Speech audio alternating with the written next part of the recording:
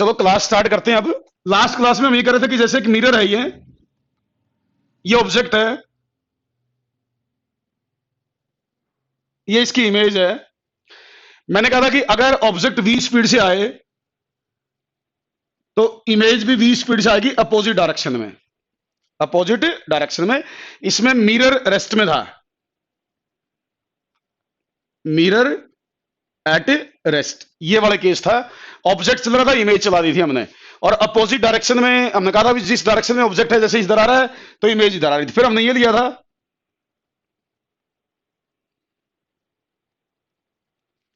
ये मान लो ऑब्जेक्ट है, अगर ये इधर जा रहा है v स्पीड से तो ये v स्पीड से इधर जा रहा है। मैं रिलेटिव वेलोसिटी को एग्जांपल से समझाता हूं, फिर जो चीज मैं बताना चाहूंगा क्लियर हो जाएगी। देखिए, आपने कभी ये देखा हो, कभी महसूस किया हो कि जैसे मान लो आप एक गाड़ी में जा रहे हो या बस में, जैसे आप मान लो बस में जा रहे हो, आपके अपोजिट डायरेक्शन से कोई बस क्रॉस करके जाए, आपके अपोजिट डायरेक्शन से कोई बस आपको क्रॉस करके जाए।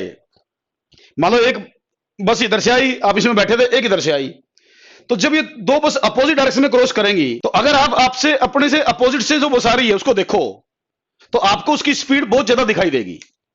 जो आपके अपोजिट डायरेक्शन से बस आ रही है, आपकी बस चल रही है, दूसरे वाली आपके अपोजिट डायरेक्शन से आ रही है, जब वो क्रॉस करेंगी तो आप अगर अपोजिट डायरेक्शन वाली बस को देखोगे तो आपको ऐसा लगेगा कि वो बस बहुत तेज स्पीड से आ रही है, वो बस आपको बहुत तेज स्पीड से आती हुई दिखाई देगी। कारण क्या होता है कि जब दो बॉडीज अपोजिट डायरेक्शन में आती हैं तो उनकी रिलेटिव वेलोसिटी दोनों के सम के बराबर होती है, दोनों की रिलेटिव एक दूसरे के सम के बराबर होती है, अगर अपोजिट डायरेक्शन में आती है, अपोजिट डायरेक्शन में आती है तो। ठीक, तो ये अगर मान लो एक बॉडी v स्पीड से इधर आ रही है, एक बॉडी v स्पीड से इधर आ रही है, अगर वो आपस में एक दूसरे को देखेंगी, अगर वो आपस में एक दूसरे को देखेंगी तो एक को दूसरे की स्पीड 2v दिखाई देगी। अगर एक इधर से आए, एक इधर से आए, तो अगर वो दोनों अब एक दूसरे को देखेंगी, v से इसकी स्पीड आ रही है, v से स्पीड इसकी है, तो वो एक दूसरे को अगर देखेंगी तो एक को दूसरे की स्पीड 2v दिखाई देगी। अगर एक की v है, दूसरे की v है, लेकिन अपोजिट डायरेक्शन में आती है तो 2v दिखाई देती है। तो अब वो यही क्वेश्चन यहां पूछा जाता है। इसको क्वेश्चन को लिखो एक बार, फिर उसका आंसर लिखो। पहले मैं क्वेश्चन लिखवाता हूं, फिर आप उसका आंसर लिखिए। क्वेश्चन लिखिए, जैसे इन दोनों के हिसाब से है, मिरर रेस्ट में है, ऑब्जेक्ट चल रहा है, इनके हिसाब से क्वेश्चन बोल रहा हूं मैं, जो मैंने डायग्राम बना रखी है। आपसे ये पूछ सकता है, क्वेश्चन लिखें पहले, what is the relative velocity of image with respect to object. इनके हिसाब से मैं जवाब दे रहा हूं, जो मैंने डायग्राम बना रखी है, ये ध्यान रखना, जो डायग्राम उसके अकॉर्डिंग आंसर दूंगा मैं। तो आप लिखो, मैंने क्या बोला, what is the relative velocity of image with respect to object. तो आप लिखें, आंसर लिखें इसका, ये जो डायग्राम उसके बेस पर। अब लिखिए relative velocity of image, answer लिखिए, relative velocity of image with respect to object will be 2v.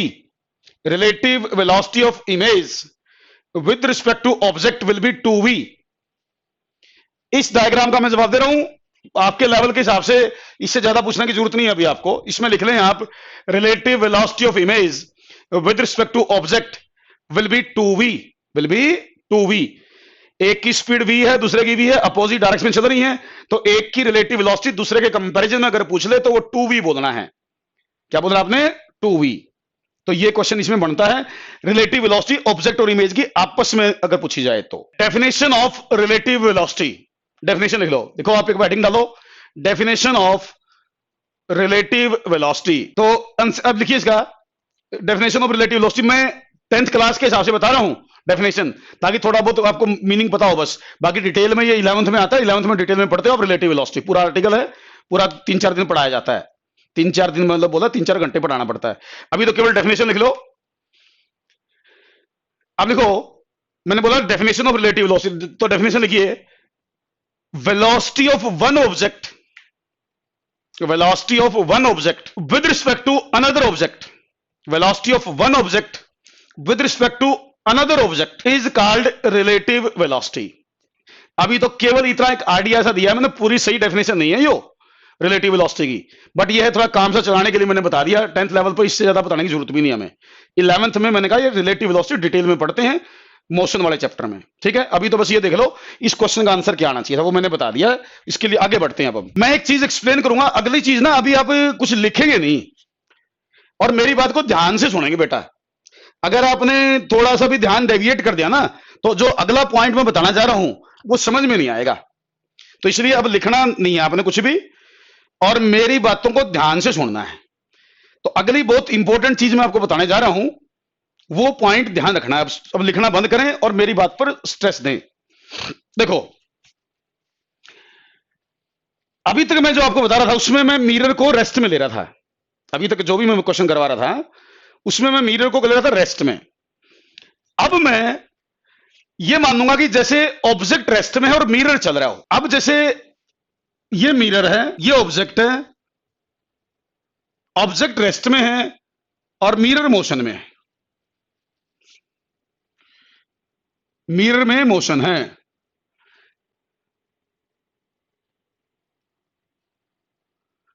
मैं कह रहा हूं अब थोड़ा सा ध्यान से सुनना, वरना कोई चीज समझ में नहीं आएगी। तो बेटा इसमें पता क्या पूछा जाता है आपसे, आपको क्या करेगा, ये मिरर की स्पीड दे देगा, मिरर की स्पीड दे देगा, और आपसे इमेज की स्पीड पूछेगा, क्योंकि ऑब्जेक्ट तो रेस्ट में है, ऑब्जेक्ट रेस्ट में है, मिरर की स्पीड दे देगा और आपसे इमेज की स्पीड पूछेगा। मैं उसका एक एग्जांपल ले लेता हूं, बेटा मान लो ये ऑब्जेक्ट और मिरर का डिस्टेंस 40 सेंटीमीटर है एट पर्टिकुलर इंस्टांट। मान लो मिरर और ऑब्जेक्ट का डिस्टेंस एक पर्टिकुलर इंस्टांट पर 40 सेंटीमीटर है। अब मैं ये बता रहा हूं कि मान लो ऑब्जेक्ट रेस्ट में है, मिरर चलेगा, एक पर्टिकुलर इंस्टांट पर यह डिस्टेंस 40 सेंटीमीटर है, आपसे इमेज की स्पीड पूछी जाएगी, आपसे इमेज की स्पीड पूछी जाएगी। मैं ये मान लेता हूं कि मिरर की जो स्पीड है वो 2 सेंटीमीटर पर सेकेंड है। मिरर की इमेज स्पीड है 2 सेंटीमीटर पर सेकेंड।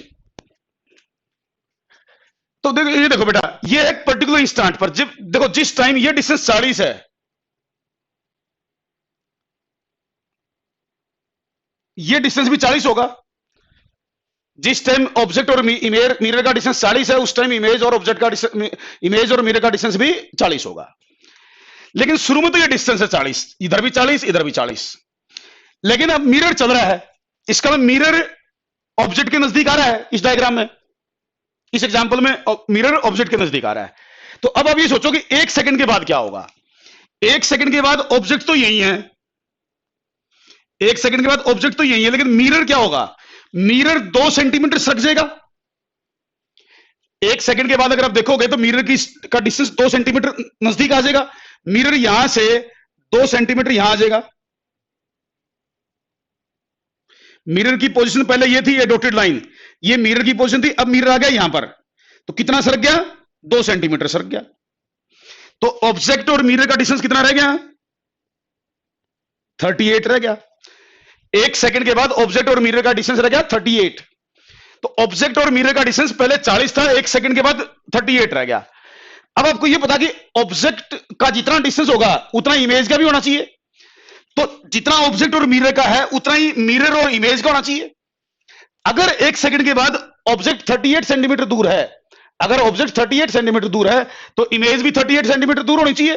तो इमेज, जैसे ये ऑब्जेक्ट है तो इमेज भी 38 सेंटीमीटर पर होनी चाहिए। इमेज कितना डिस्टेंस पर होनी चाहिए, 38 पर। अगर ऑब्जेक्ट 38 पर है तो इमेज भी 38 पर होनी चाहिए। अब ये देखो, आप पहले इमेज यहां थी, ये डिस्टेंस था 40, यहां तक का डिस्टेंस। मैं कह रहा हूं, फिर कह रहा हूं, डायग्राम को ध्यान से देखते रहना है वरना समझ में नहीं आएगा। पहले ये देखो आप, ये जो डिस्टेंस था ये 40 था, ये 40 था, ऊपर देखो बढ़ा रखा मैंने। अब मिरर 2 सेंटीमीटर आगे आ गया, तो ये कितना होगा, 2 सेंटीमीटर आगे आने के कारण ये होगा 42। कितना होगा ये, 42। लेकिन ये बताओ ये कितना है, ये कितना है 38, ये कितना है 38। अब ये बताओ, पहले इतना 40 था, 2 सेंटीमीटर आ गया तो ये यहां तक होगा 42, यहां तक क्या होगा 42, ये 42 हो गया, ये 38 है। तो ये कितना बच गया भाई, ये देखो ये कितना बच गया। आप ध्यान से देखो, मेरे ख्याल से तो यहां तक 42 है, यहां तक 38 है, तो ये 4 सेंटीमीटर आपका हो गया। देखो आप, क्या ये 4 सेंटीमीटर हो गया। ये 42 है, ये समझ में आना चाहिए। ये 38 है, क्योंकि ये 38 है तो ये 38 होगा। तो यहां तक 42 है, यहां तक 38 है, तो ये कितना होगा? 4 सेंटीमीटर। अब ये 4 सेंटीमीटर होने का मतलब क्या है? इसका मतलब ये होगा कि मिरर तो सरका 2 सेंटीमीटर, मिरर में डिस्प्लेसमेंट कितना होया? 2 सेंटीमीटर। इमेज यहां से 4 सेंटीमीटर आगे की, तो इमेज में डिस्प्लेसमेंट कितना होया? 4 सेंटीमीटर। मिरर में डिस्प्लेसमेंट हुआ 2 का, इमेज में डिस्प्लेसमेंट हुआ 4 का। क्या इमेज की स्पीड मिरर से डबल है? क्या इमेज की स्पीड इमेज मिरर से डबल है? जितने टाइम में मिरर 2 सेंटीमीटर सरका, उतने टाइम में इमेज 4 सेंटीमीटर सरकी। डायग्राम को ध्यान से देख लो एक बार और अच्छी तरह, जो मैंने बना रखा है वो समझ में आ रहा है? क्या इमेज की पोजीशन में 4 सेंटीमीटर का डिफरेंस क्रिएट हो रहा है? मिरर की पोजीशन में 1 सेकंड में 2 सेंटीमीटर का डिस्प्लेसमेंट हुआ, तो इमेज की पोजीशन में 1 सेकंड में 4 सेंटीमीटर का डिस्प्लेसमेंट हुआ। इसका मतलब इमेज की स्पीड मिरर से डबल हुई। इमेज की स्पीड मिरर से डबल हुई। तो इसका मतलब यह निकला कि जितनी स्पीड से मिरर चलेगा, जितनी स्पीड से मिरर चलेगा, उसके डबल स्पीड से इमेज चलेगी। जितनी स्पीड से मिरर चलेगा, उसकी डबल स्पीड से इमेज चलेगी सेम डायरेक्शन में। जितनी स्पीड से मिरर चलेगा, उसकी डबल स्पीड से इमेज चलेगी सेम डायरेक्शन में। यह बात जिसको समझ में आ गई तो ठीक है, नहीं समझ में आ गई मैं दूसरा एग्जांपल और करवा दूंगा। एक एग्जांपल और दे देता हूं। यह मिरर है, यह ऑब्जेक्ट है। मान लीजिए यह डिस्टेंस 50 सेंटीमीटर है। तो अगर यह डिस्टेंस 50 है तो इमेज भी 50 सेंटीमीटर पर होगी, यह डिस्टेंस भी 50 सेंटीमीटर होगा। बच्चा पूछ रहा है कि स्पीड डबल क्यों हुई? बेटा डबल क्यों हुई? वो तो क्योंकि ऑब्जेक्ट और इमेज के डिस्टेंस हमेशा बराबर रखने हैं। ऑब्जेक्ट और इमेज के डिस्टेंस हमेशा बराबर रखने इसलिए हुई। अब अगला एग्जांपल देखो, पहले सुनो इसको। बेटा ये इनिशियल पोजीशन पे ये 50 सेंटीमीटर है, ये 50 सेंटीमीटर है। ऑब्जेक्ट रेस्ट में है, ऑब्जेक्ट रेस्ट में है। मान लो मिरर की स्पीड 1 सेंटीमीटर पर सेकंड है। Speed of mirror is 1 centimetre per second. अब ये कह रहा है भाई, if mirror is moving with 1 centimetre per second, then find the speed of image, then find the speed of image. तो मैं इसको सोल्व करता हूं। बेटा शुरू में सिचुएशन यह है, एट पर्टिकुलर इंस्टेंट। आप 1 सेकंड बाद की बात करो, 1 सेकंड बाद क्या होगा? तो बेटा 1 सेकंड बाद ऑब्जेक्ट तो यही होगा, ऑब्जेक्ट तो अपनी पोजीशन पर है, लेकिन 1 सेकंड बाद मिरर जो है वो 1 सेंटीमीटर आगे सरक जाएगा। मिरर जो है 1 सेंटीमीटर आगे की तरफ डिस्प्लेस हो जाएगा, क्योंकि उसकी स्पीड 1 सेंटीमीटर पर सेकंड का मतलब 1 सेंटीमीटर आगे सरक जाएगा। अब अगर मिरर 1 सेंटीमीटर आगे सरक गया तो यह डिस्टेंस 49 सेंटीमीटर हो जाएगा। ऑब्जेक्ट और मिरर का डिस्टेंस पहले 50 था, वो 49 हो जाएगा। अब ऑब्जेक्ट का डिस्टेंस अगर मिरर से 49 है तो इमेज का डिस्टेंस भी 49 होना चाहिए। तो ऑब्जेक्ट के सामने इमेज यहां 49 पर होगी, यह डिस्टेंस 49 होगा। अगर यह डिस्टेंस 49 है तो यह डिस्टेंस भी 49 होगा। अब मुझे यह देखा कि इमेज कितना आगे की तरफ सरकी। तो पहले बेटा इमेज थी यहां पर, इसको मैं बना देता हूं समझाने के लिए। यूं पहले इमेज यहां थी। अब ये देखो, पहले ये 50 सेंटीमीटर ये था, ये 50 था, 1 सेंटीमीटर आगे सरकी तो ये हो गया 51। ये कितना हो गया? 51। मेरे ख्याल से इतना समझ में आना चाहिए। 51 हो गया है, डायग्राम में क्लियर होगी थी। तो अब ये 51 है। अब ये देखो, यहां तक 51 है और यहां तक 49 है। मैं इसको थोड़ा यहां बना देता हूं नजदीक इसके। ये 49 है, ये 51 है, ये 49 है। तो ये कितना हो गया भाई? 2 सेंटीमीटर। अगर ये 2 सेंटीमीटर है तो इसका मतलब ये हुआ मिरर तो 1 सेंटीमीटर डिस्प्लेस हुआ, मिरर 1 सेंटीमीटर डिस्प्लेस हुआ, उतने ही टाइम में इमेज 2 सेंटीमीटर डिस्प्लेस होगी। जितने टाइम में मिरर 1 सेंटीमीटर डिस्प्लेस हुआ, उतने ही टाइम में इमेज 2 सेंटीमीटर डिस्प्लेस होगी। इसका मतलब यह हुआ कि इमेज की स्पीड मिरर से डबल है, क्योंकि मिरर के कंपैरिजन में इमेज डबल डिस्टेंस कवर कर रही है। इसका मतलब इमेज की स्पीड मिरर से डबल है। तो आगे से क्या ध्यान रखेंगे आप? आगे से ध्यान ये रखेंगे कि भाई अगर ऑब्जेक्ट रेस्ट में हो, मिरर चल रहा हो, पॉइंट को सुनो, अगर ऑब्जेक्ट तो रेस्ट में हो बट मिरर चल रहा हो, तो बेटा जितनी स्पीड से मिरर चलेगा, जितनी स्पीड से मिरर चलेगा उसके डबल स्पीड से इमेज चलेगी सेम डायरेक्शन में। जितनी स्पीड से मिरर चलेगा उसके डबल स्पीड से इमेज चलेगी सेम डायरेक्शन में। बेटा ये मिरर है, ये ऑब्जेक्ट है। बेटा मान लीजिए ये डिस्टेंस 30 सेंटीमीटर है, तो इसका मतलब इमेज का डिस्टेंस भी 30 होगा। ये डिस्टेंस भी 30 होगा। मैं एक और एग्जांपल दे रहा हूं डायरेक्शन को चेंज करके, डायरेक्शन को चेंज करके। अब मैं मिरर को इधर चला रहा हूं 1 सेंटीमीटर पर सेकंड से। एक बच्चे ने क्वेश्चन पूछा था जी डायरेक्शन चेंज करके बताओ। डायरेक्शन चेंज कर लेते हैं, कोई बात नहीं, अवे फ्रॉम ऑब्जेक्ट बोला था जी, चला देते हैं उधर, क्या फर्क पड़ता है। यह रेस्ट में, मैं कह रहा हूं ना फिजिक्स में तो कॉन्सेप्ट समझ में आना चाहिए। क्वेश्चन तो कुछ बना लो, क्वेश्चन तो बहुत सारे बनाए जा सकते हैं, लेकिन यह भी ध्यान रखो बेटा इस लेवल पर जो क्वेश्चंस है ना वो एक लिमिट तक ही समझा सकते हैं हम। तो जो मैं बता रहा हूं वो मोर देन सफिशिएंट होगा आप लोगों के लिए, बांध के चलना। तो ये ऑब्जेक्ट था रेस्ट में, मिरर इधर चल रहा है 1 की स्पीड से। तो शुरू में सिचुएशन ये है। अब हम बात करते हैं 1 सेकंड के बाद। तो बेटा 1 सेकंड के बाद मिरर कहां होगा वो देखो, मिरर 1 सेंटीमीटर आगे सरक जाएगा बेटे। ऑब्जेक्ट तो यही है, ऑब्जेक्ट रेस्ट में है, मिरर 1 सेंटीमीटर सरक गया इधर। तो बेटा ये डिस्टेंस होगा 31।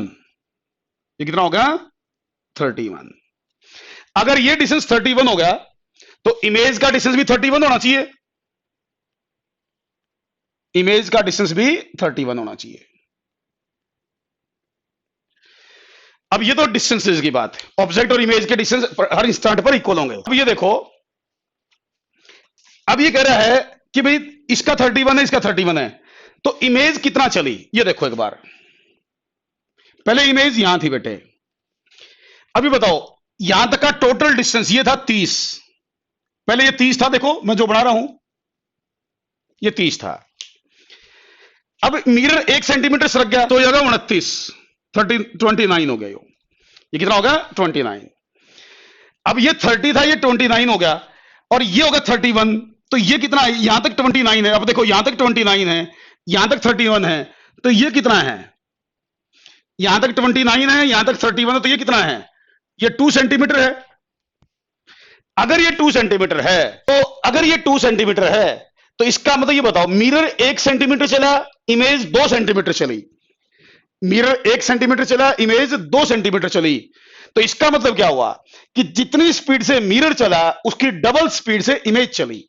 जितनी स्पीड से मिरर चला उसकी डबल स्पीड से इमेज चली in the same direction, in the same direction. ने क्वेश्चन पूछा है कि अगर ऊपर और नीचे चले तो, ऊपर और नीचे चले तो। देखो भाई, अभी मैं एक बार एक क्वेश्चन, कई बच्चों ने क्वेश्चन पूछ लिया, उसका जवाब दे देता हूं।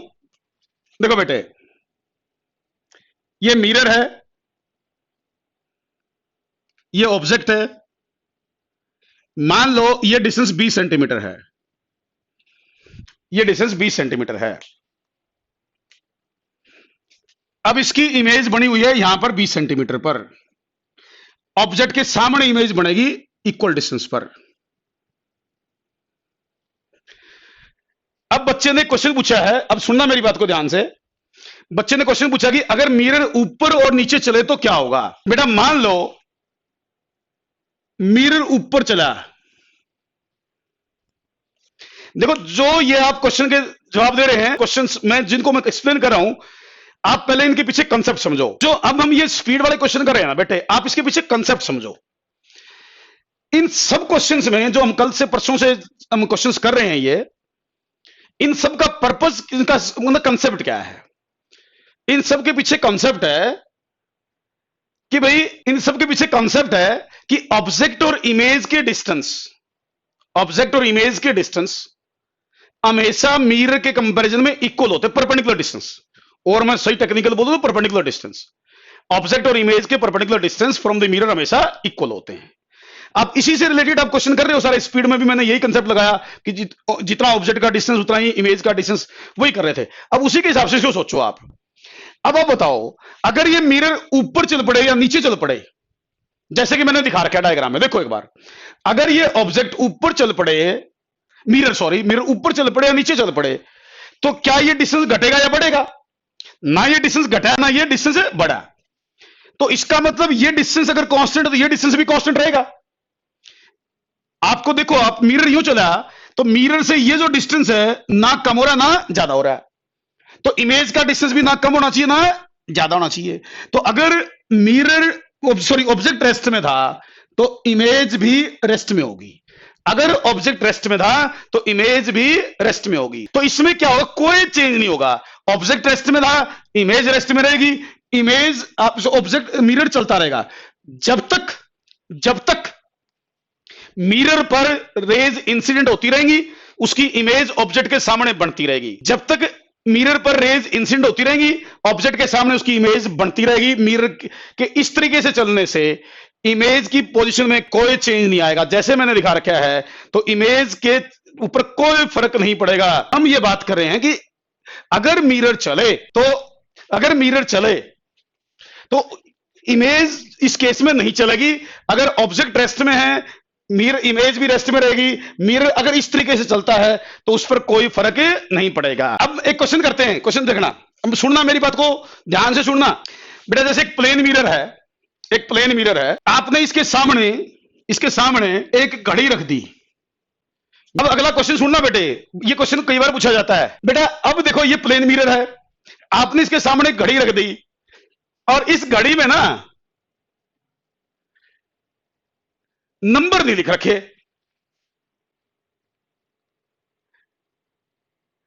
ये आपने जिस बच्चे ने रीजनिंग की क्लास लगाई होगी ना, उसने भी क्वेश्चन कर रखा होगा। एक आपके पास घड़ी है, दीवार घड़ी सोच लो अपने दिमाग में, दीवार घड़ी होती है, वॉल क्लॉक, उसके सामने वो मिरर के सामने रखी हुई है।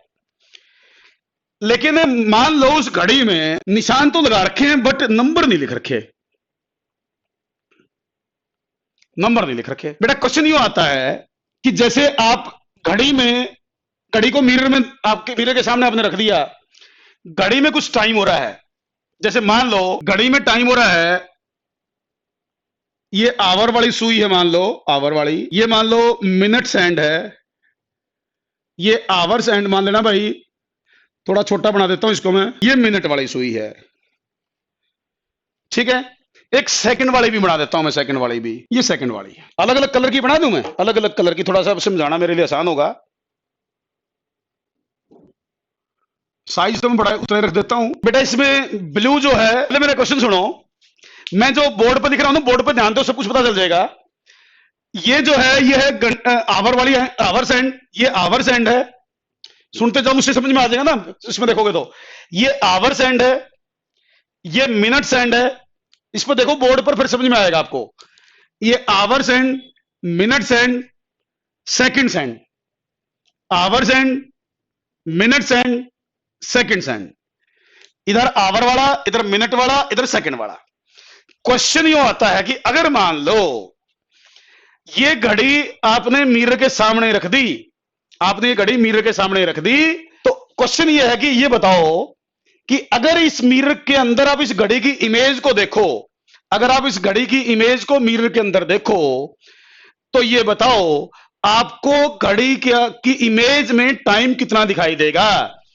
आपको इमेज अगर देखते हो, आप मान लो आप घड़ी नहीं देख रहे, आप इमेज देखते हो, तो आप ये बताओ आपको घड़ी का टाइम इमेज के अंदर क्या दिखाई देगा। अब देखो, इसमें टाइम है 2:30 इसमें टाइम है 2:30 2:30 तो इसमें 2:30 है। ये कह रहा है इमेज में कितना टाइम होगा, इमेज में। तो इमेज में टाइम निकालना, तो आप लिखो 11:59 यो लिख लो। 11:59 ऐसे लिख लो इसको। अब इसमें से 2:30 माइनस कर दो, 2:30 माइनस कर दो, तो क्या बनेगा इसका? अगर 11:59 में से माइनस करूंगा 2:30 तो ये होगा 45 सेकंड। यहां कितना बचा? हाँ जी, कितना बचा यहां? 45 सेकंड वहां चले गए।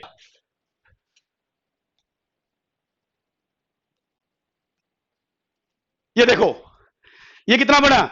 ये इसका आंसर आएगा। 11:59 में से आप ये माइनस कर, जिया ने भी सही लिख दिया था, 9:29 ये इसका आंसर बनना चाहिए था।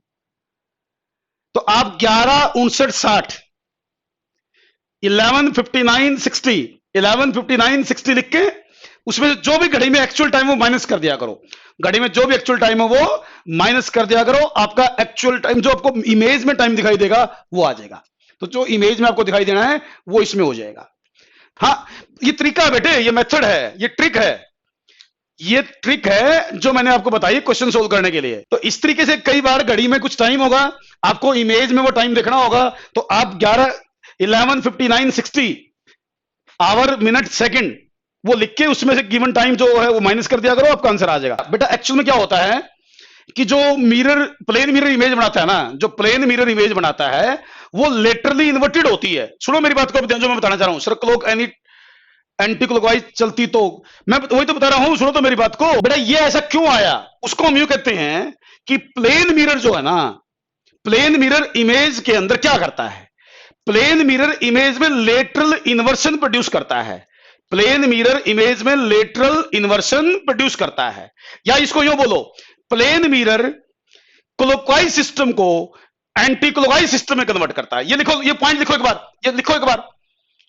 प्लेन मिरर क्लॉकवाइज सिस्टम को एंटी क्लॉकवाइज सिस्टम में कन्वर्ट करता है। ये लिख लो एक बार, लिखो पहले। प्लेन मिरर क्लॉकवाइज सिस्टम को एंटी क्लॉकवाइज सिस्टम में कन्वर्ट करता है। ये इसको लेटरल इन्वर्सन के नाम से पढ़ाया जाता है। अब इसको लिखो, प्लेन मिरर क्लॉकवाइज सिस्टम को एंटी क्लॉकवाइज सिस्टम में कन्वर्ट करता है, इसलिए ये ट्रिक बनी है। और इस ट्रिक से क्वेश्चन जो है वो सोल्व कर लेना बस। बेटा ये मेथड है ना, इसका मेथड ही ये है, इस तरीके से 15, ये उसके जो आप लोग बोल रहे हो ना 12 ही तो बजाए मैंने, इसमें से 12 ही बजाए हैं। मेरा मेथड ये हो सकता है, किसी बुक में आपने जो पढ़ा वो हो सकता है, आप वो करके देख लेना। तो ये मेथड है, ट्रिक है, तभी तो बता रहा हूं कि इससे सोल्व हो जाएगा आपका क्वेश्चन। जो भी हो, मिनट दे रखी हो, सेकंड दे रखी हो, सारे आंसर इससे निकल जाएंगे आप लोगों के। चलो आज क्लास यहीं खत्म करते हैं।